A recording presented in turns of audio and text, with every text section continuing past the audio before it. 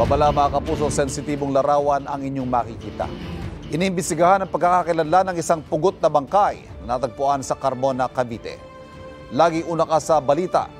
Isa Lima Refran, exclusive.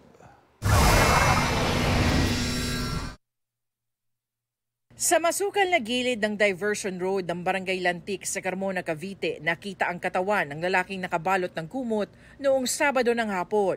Tumambad ang lalaking wala nang ang saplot, wala pang ulo. Bakas ang pagpapahirap sa biktima sa mga tinamong galos at pasa sa buong katawan.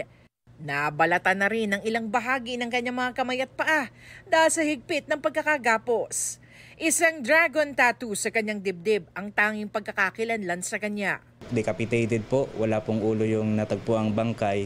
So sa fingerprint na lang po kami mag-relay ng kanyang pagkakakilanlan at doon po sa tattoo niya sa dibdib. Professional po yung gumawa.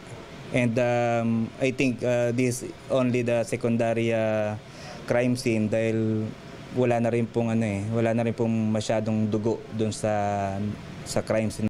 Hawak na ng Carmona Police ang mga CCTV sa lugar para matukoy ang mga sasakyang dumaan at posibleng nagtapon sa biktima.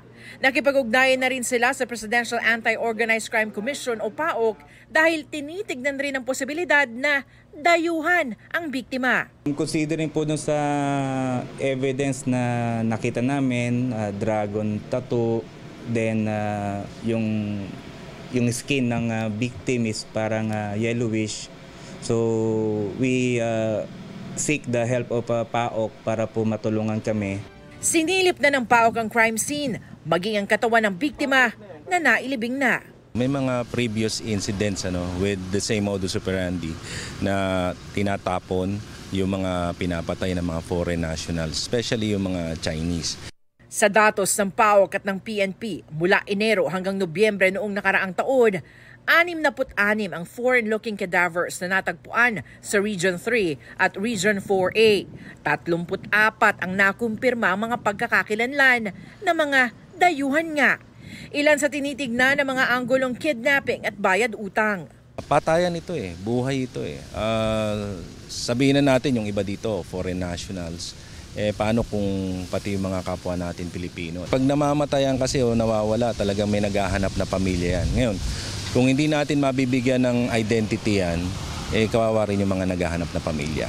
Patuloy ang pakikipag-ugnayan ng PAOK sa Chinese Embassy at iba pang embahada sa bansa para tumulong sa pagkilala sa mga nakitang mga katawan. They will be providing the expertise as far as the investigation.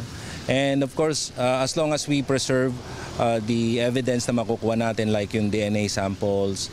Ito ang unang balita sa Lima Refran para sa GMA Integrated News.